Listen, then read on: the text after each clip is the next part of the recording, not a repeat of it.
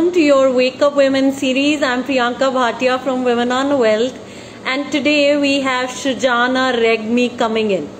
She's a corporate professional, a mother who got a chronic disease in the coronavirus crisis time and wondered what will happen to the child given that she has no financial foundation.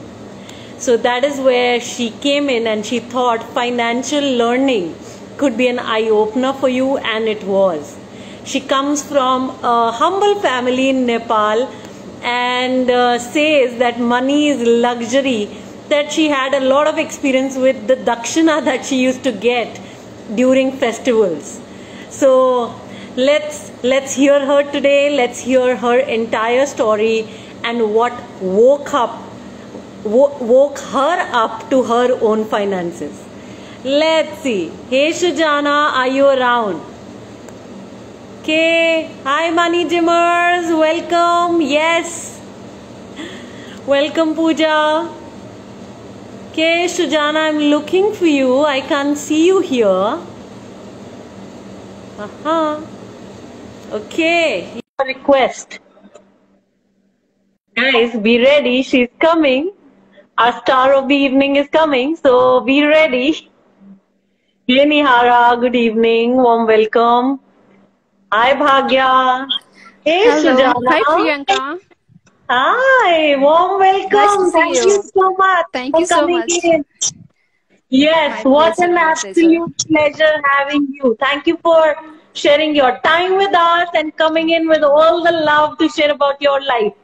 Well, all our Thank you so community much. members are here cheering for you. So please go ahead, share a little bit about yourself so that everybody knows a little bit more than what they already know about you since I've shared.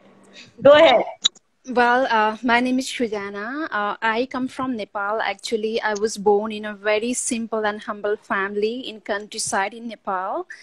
I was raised among 5 siblings. So while growing up, I didn't have much access to luxury or money. I never saw a toy. I never had a toy of my own. Actually, that was the lifestyle we had back in countryside back then. Money was something that we got as dakshina on festivals, but I never got pocket money. I could have gotten sometimes as coins for some popsicles, for some candies, but we didn't get it on normal basis, on regular basis.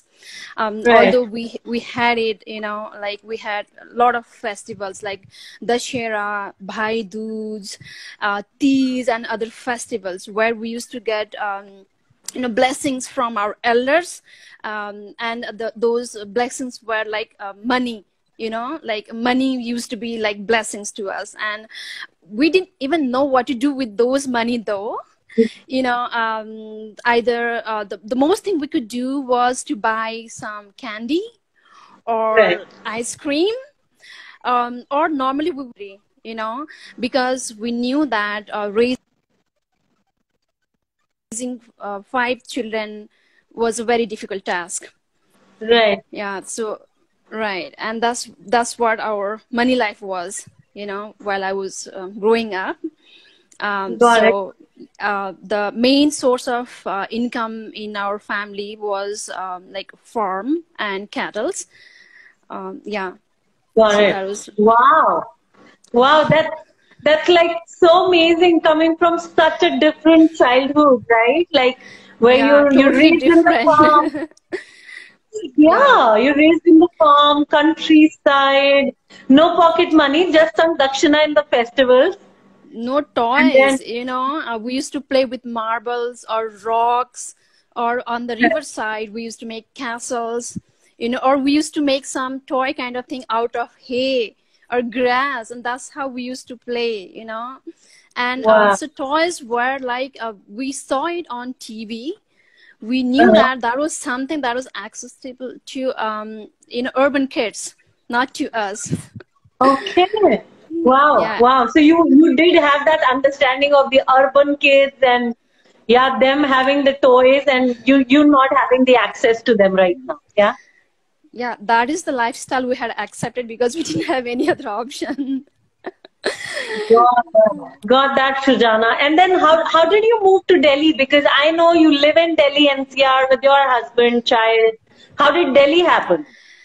Well, I got married and then I came. Actually, so I had moved to town like in Kathmandu to, after like my school for higher Okay. education. And then I started even earning there. Like while I was doing higher education, I did some part-time, even full-time job. And when I started earning, and that's when I could, buy things that I wanted, like, clothes, shoes, and things like that. I really enjoyed that part. I even saved a few lakhs back then. I didn't know anything about investing back then. Saving was the only thing I was taught and I had seen, and Right. then I got married and I came here.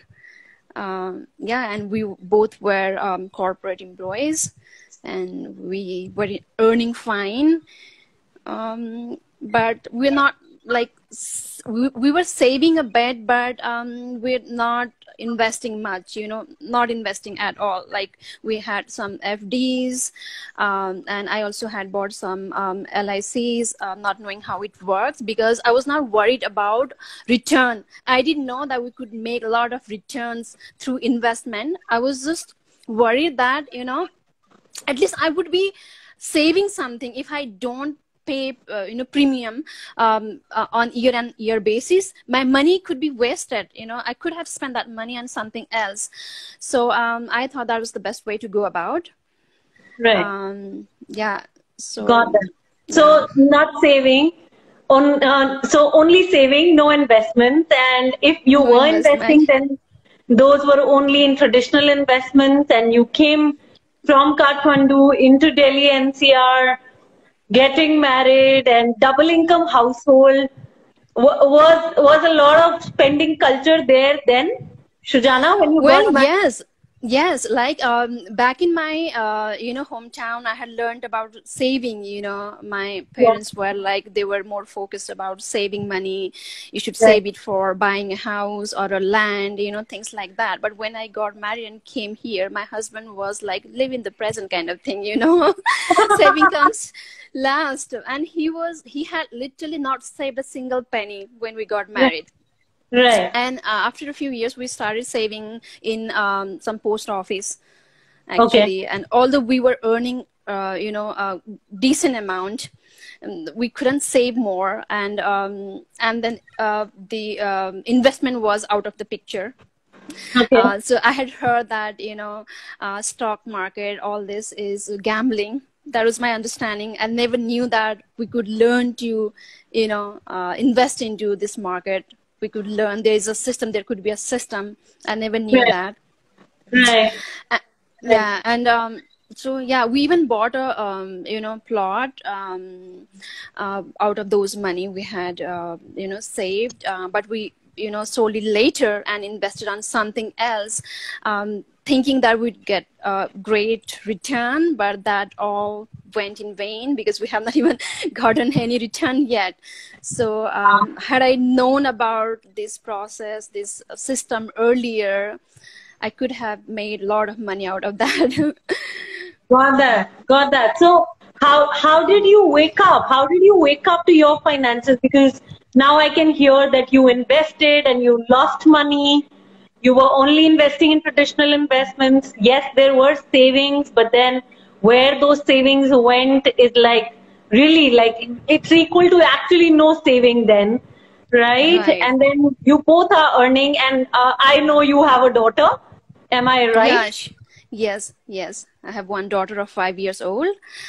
Well, what happened is, that saving was gone, that plot was gone, and even that funds have been gone. Actually, we have not gotten the principal amount back yet. But I still had some LIC and FDs. When this pandemic hit, so our household income was impacted big time. Okay. And cherry on top was I was diagnosed with chronic disease, and I started becoming ill, quite frequently, and the medical expenses were huge, like regular medical expenses, Oh my God. and there was a lot of insecurity going, because of pandemic. Right. The world was at panic.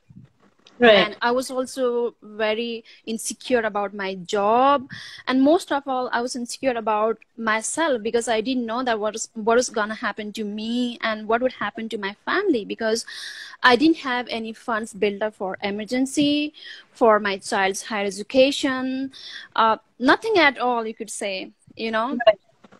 And then so if, you know, God forbid something happens, even if I'm disabled, I was the main you know, bread owner kind of thing, you know, back in Yeah. that time. Yeah. And then we had mortgages, we had a house loan, car loan, that is not going to stop, right? No matter what, that was something I was very certain about, that has to be paid every month. Right. And I didn't know that where that money would come if I, you know, I would not earn any more, you know.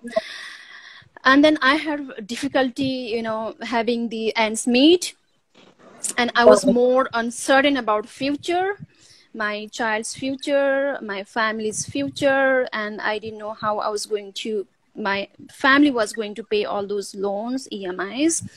And I was very much at stress. I used to have a lot of anxiety attacks.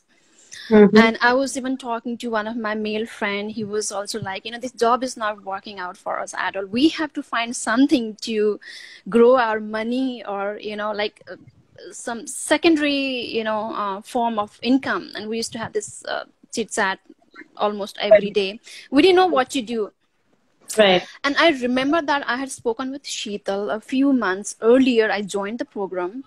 I was not sure how it was going to work, you know. Right. And then I was so much caught up with, I was shifting back then, and Mm-hmm. my health was also not at great situation.